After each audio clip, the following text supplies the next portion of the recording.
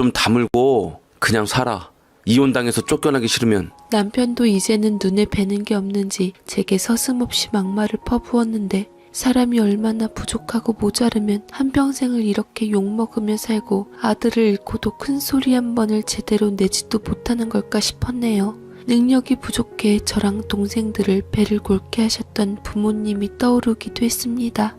결혼을 해서 내 자식을 낳으면 난 우리 부모처럼은 살지 않겠다고 그렇게 다짐을 했지만 결국 다를 게 하나도 없다는 것을 느끼고 나니 점차 삶의 의욕 자체가 사라졌지요. 이대로는 내가 못 살 것 같아서 필사적으로 이혼을 하려 해서 여기저기 상담을 받아봐도 제가 일단 경제적으로 무능력해서 삶을 건사하기도 힘들고 아이들 양육권도 뺏길 가능성이 높다고 하더라고요.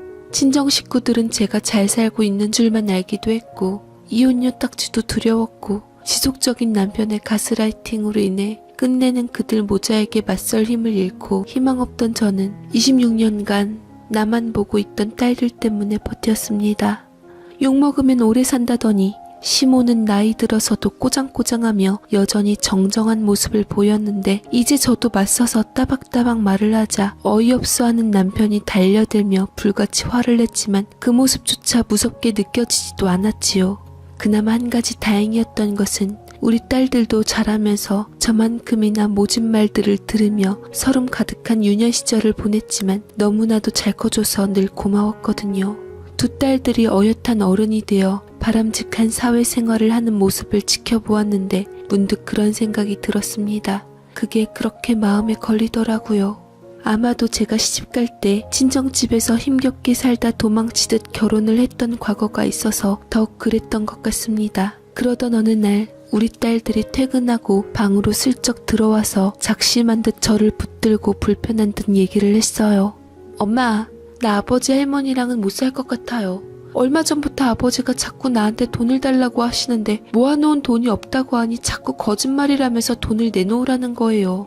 나한테 돈 맡겨놓은 것도 아니고 해준 것도 없으면서 자꾸 돈 얘기를 하니까 너무 어이가 없는데 엄마가 자꾸 눈에 밟혀서 나갈 수가 없어요. 하며 저를 붙들고는 제발 나가서 살자고 이제는 우리도 사람답게 살아보자는 말을 했습니다. 눈물이 그렁그렁 고여서 꾹 참으며 말하면서도 혹여나 밖에서 누가 들을까 눈치를 보며 작게 속삭이는 우리 딸들을 보는데 뭔가 결심을 해야겠더라고요. 마음 같아서는 당장이고 나가버리고 싶었지만 결국 쉽지 않았습니다.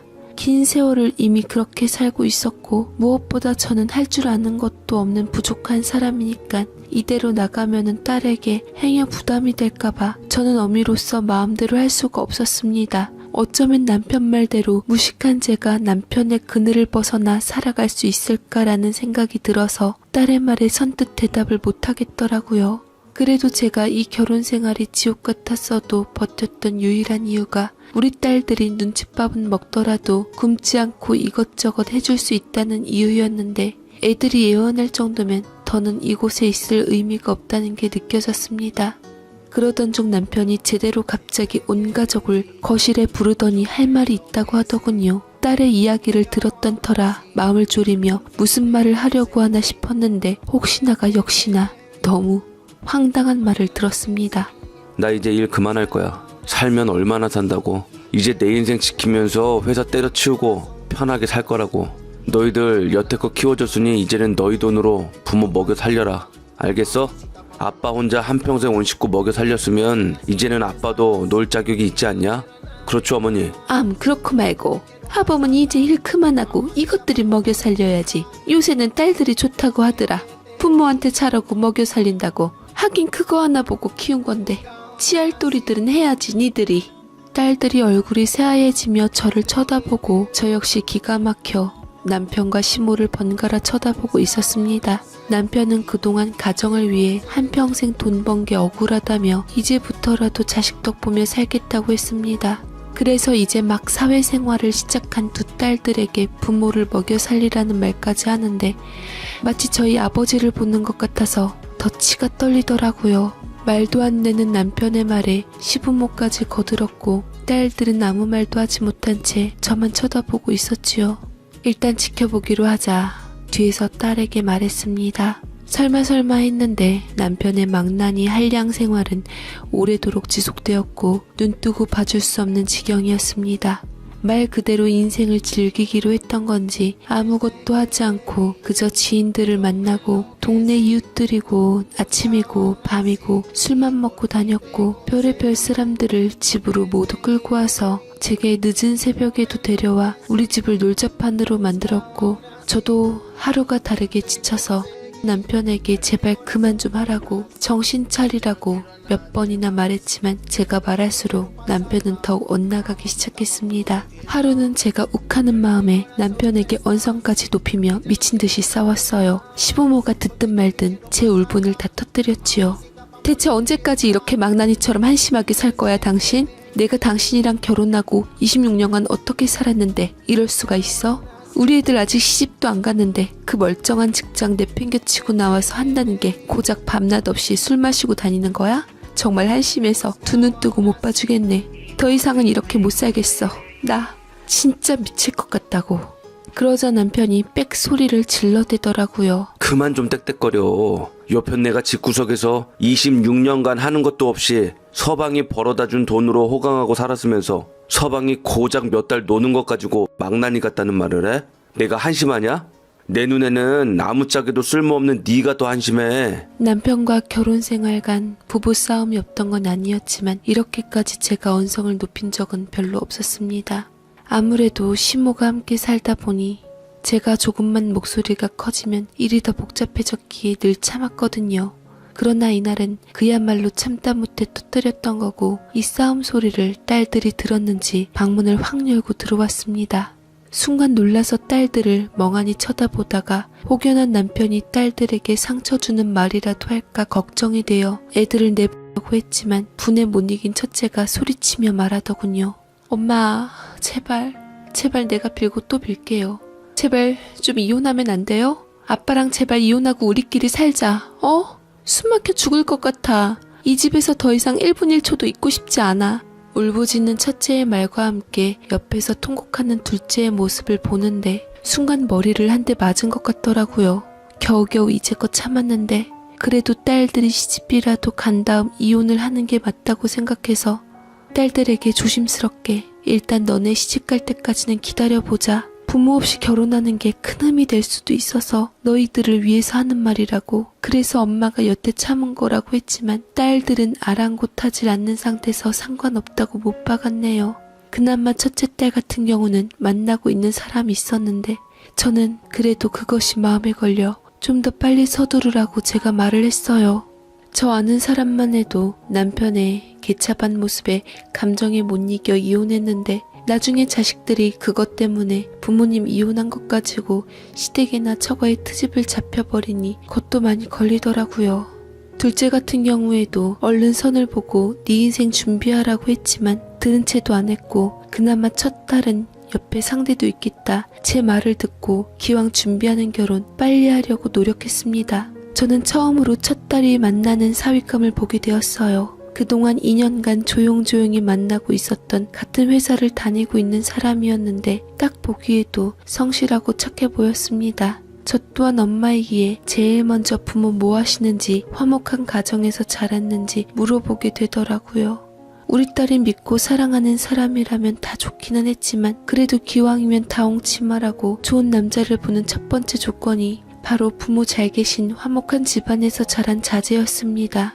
우리 집안은 비록 속으로 굶고 화목하지 않게 살았지만 그래도 사위만큼은 행복하게 잘 자란 가정에서 자란 남자였으면 했고 그 따스하게 사랑받았던 기억으로 우리 딸을 지켜주길 바랬으니깐요. 어머님, 걱정 마세요.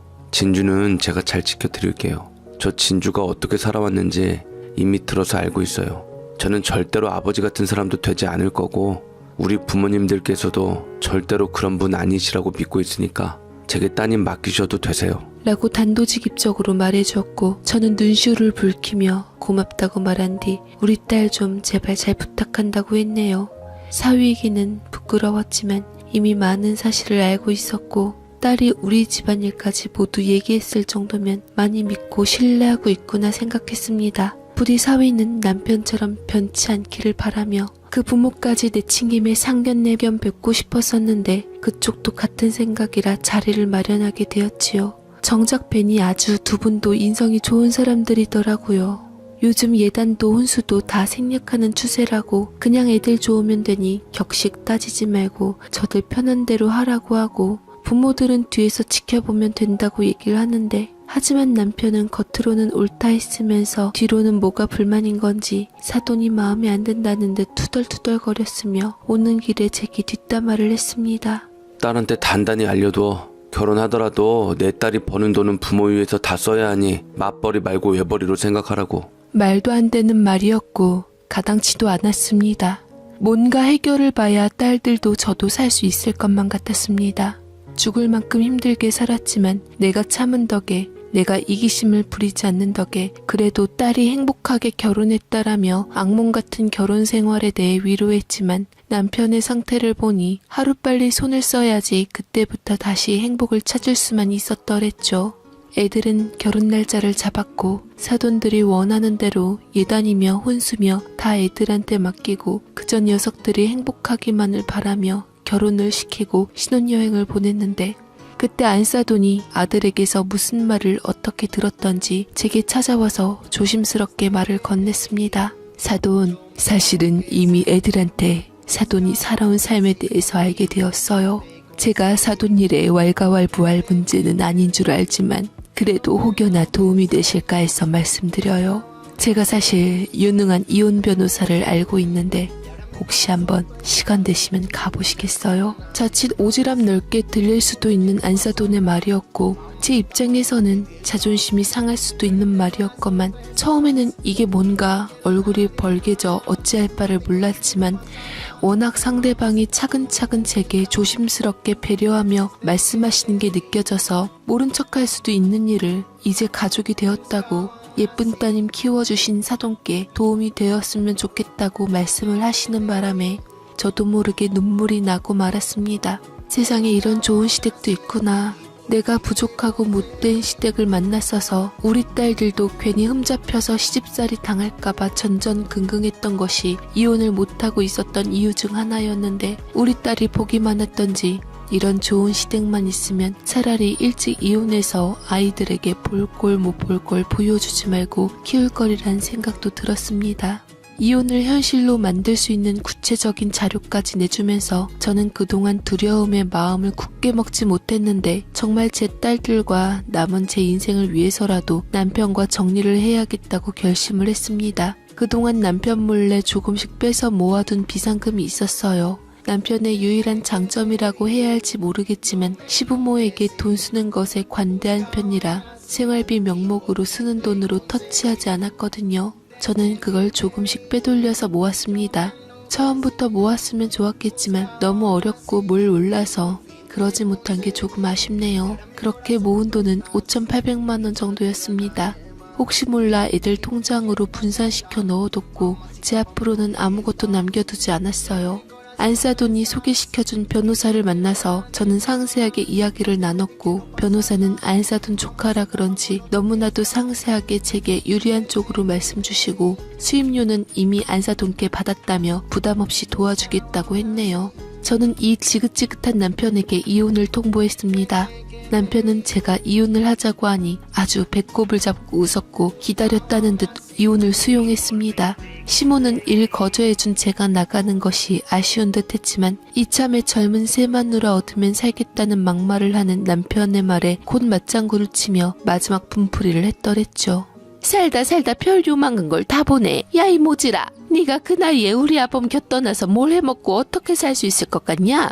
세상 물정도 모르는 게 어이가 없어서 내가 하도 웃겨서 웃다가 눈물이 다 나더라.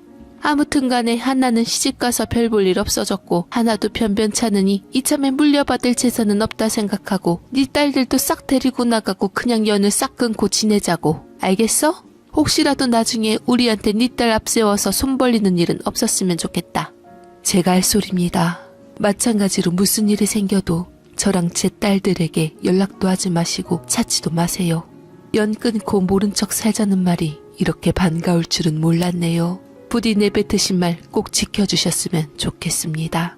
저는 그렇게 26년간의 지옥 같은 결혼 생활을 청산했습니다. 똑소리 나는 딸들은 저를 위해서 참으로 이것저것 준비했고, 저희 부부의 이혼 사유는 전적으로 시부모와 남편에게 있기에 유책 배우자가 남편이라는 증거들을 몽땅 모아 법원에 제출해줬습니다. 그간 모질게 당했던 시집살이 영상과 문자 내용과 전화 녹음 등을 애들이 다 모아뒀더라고요. 이런 것들이 모두 인정이 되어 정말 너무나 다행스럽게도 위자료와 재산 분할까지 넉넉히 받고 이혼을 하게 되었네요.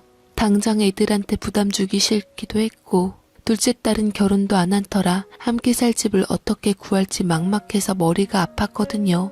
제 앞으로 있는 모은 돈과 애들이 그동안 모았던 돈들을 합쳐서 저희 가족은 방 3개짜리 아파트 전세로 들어가서 살게 되었고, 가구들도 26년 만에 처음으로 각자 원하는 취향대로 골라서 전부 새 것으로 샀습니다. 이때 처음으로 새 모녀의 취향이 뭔지 제대로 알게 되었네요. 저희 세 모녀는 함께하는 시간이 너무 행복했습니다. 보너스로 제 이혼에 가장 큰 도움을 준 사위도요. 그야말로 정말 아들 같은 사위였죠. 오죽하면 함께하는 시간이 좋아서 주말에도 나가지 않고 집에 다들 딱 붙어서 시간을 보내곤 했어요. 시간이 흘러 저도 뭔가를 해야겠다는 생각이 들어 딸들의 도움을 받아 제가 할 수 있는 일을 찾아보았습니다. 아무것도 할 수 없을 줄 알았는데 우리 애들이 말해주는 걸 들어보니 제가 꽤 쓸모있는 사람이라는 걸 느꼈어요. 이혼하면서부터 친정집에도 왕래가 자유로워 그동안 연락이 끊어져 소홀히 했던 동생들도 다시 챙기기 시작했고, 마침 반찬 가게를 하는 여동생과 오픈부터 마감까지 온종일 근무를 할 수 있게 되었고, 꽤 넉넉한 돈을 벌 수 있게 되었습니다.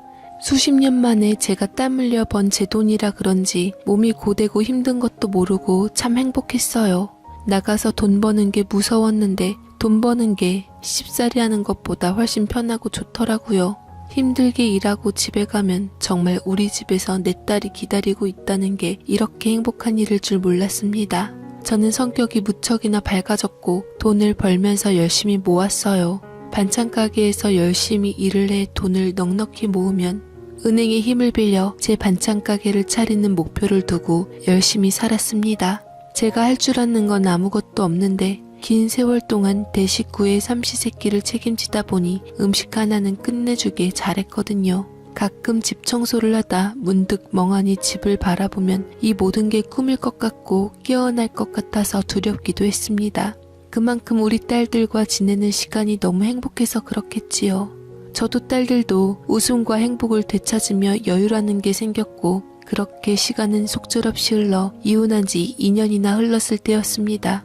때늦은 장마가 와서 심하게 비가 왔을 때 느닷없이 걸려온 모르는 전화번호가 떴습니다.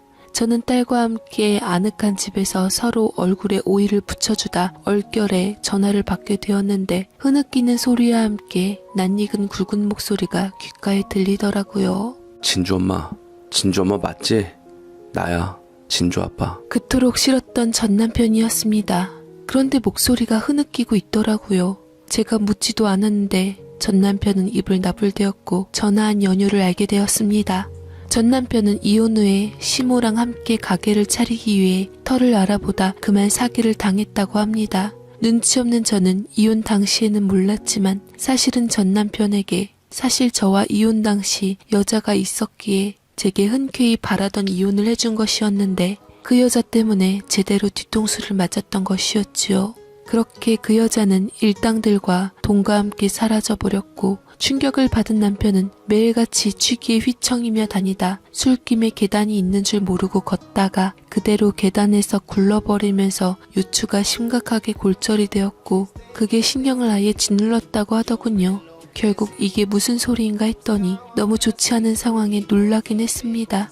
전 남편은 그 사고로 하반신 마비 진단을 받았고, 현재 저와 딸들이 너무나도 보고 싶고 그립다며 제발 한 번만 보자고 울부짖더라고요.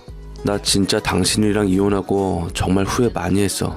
다 내가 당신같이 좋은 여자를 몰라보고 산 죄로 벌받고 있나봐. 나도 어머니도 내가 정말 잘못했어. 당신이 다시 돌아와만 준다면 당신 원하는 대로 내가 살도록 노력할게. 나 비록 하반신을 못 써도 그래도 내 할 일은 잘해서 절대 당신한테 피해주는 일은 없을 거야. 몸이 힘든 것보다 마음이 힘든 게 날 더 아프게 만들어. 당신이 보고 싶어. 우리 다시 시작해보자, 진주 엄마. 이제 와서 울부짖으며 후회한다는 전 남편의 전화를 받았지만 솔직한 심정으로는 안쓰럽지 않았습니다. 그저 안타까운 마음은 있었지만 다 본인의 업보라고 생각했고 아무런 생각이 들지 않았어요. 인과응보라고 했지요. 온갖 정이 떨어진 저는 부디 행복하게 잘 사는 저희 세모녀에게 피해를 주지 않기를 바랄 뿐이었습니다. 본인이 저지른 일을 알아서 잘 견디고 살아줬으면 했지만 이후에도 시모까지 앞세워 재결합을 하자고 귀찮게 굴었고 제 딸들이 보고 싶다고 난리를 쳤지만 저희는 대꾸조차 해주질 않았습니다. 혜미야, 나다.